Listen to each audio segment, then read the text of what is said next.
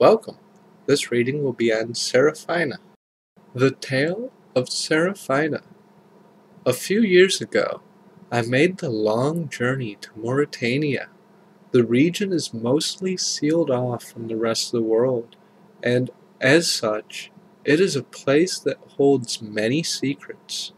Whilst there, I attempted to document all that I could about the region and the various races that lived in it. Of particular interest to me was the story of the vampires and just how they'd managed to maintain control of the region for so long. Although I was at first puzzled by their rule, the truth behind it soon revealed itself to me in the form of a tale. The Tale of Serafina. The tale is that of a young Mauritanian girl by the name of Serafina. She lived deep within Meredith with her younger brother, their parents having passed away a few years prior. Like the rest of Mauritania's human population, Serafina and her brother were regularly subjected to blood tithes from the ruling vampires. While Serafina was able to cope with the tithes, her brother was too weak to recover from them, growing weaker with every tithe. Realizing that her brother would not survive many more tithes, Serafina vowed to free her brother from the tyranny of the vampires. To take the vampires head on would be suicide, and escaping them is near impossible. Anyone looking to free themselves from the blood tithes has only one true option, Ver Sinhaza, more commonly known as the Theater of Blood. When I heard about the theater, I could not help but be impressed by the ingenuity of the vampires, for it is the theater that holds the secret to their rule. Hope.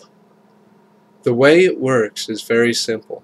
The vampires will allow anyone living in Mauritania to free both themselves and their families of all future blood tithes.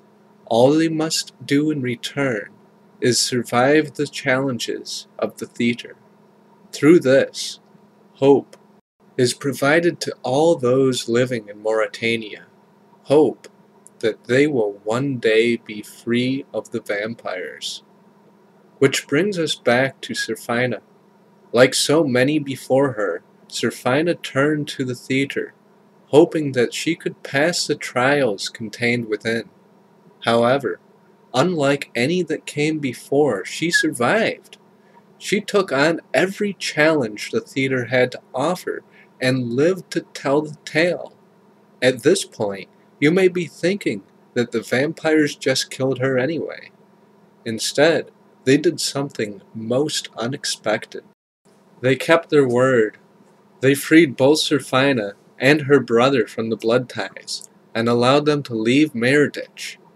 Once again, it was a show of the genius of the vampires. By letting Serafina live, the hope of the Mauritanian people only grew, and as their hope grew, their desires for rebellion dwindled.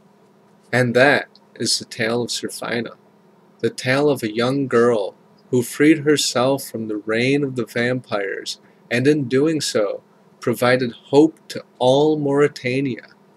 The only question now is, was it true? Did Serafina actually succeed in the theater? Did the vampires let her win? Did she even exist at all? I suppose it's largely irrelevant now. It doesn't matter what really happened. What matters is what people believe. For as long as people believe that Serafina freed herself, they will hope that they can do the same. And for as long as that hope survives, the vampires will continue to rule Mauritania.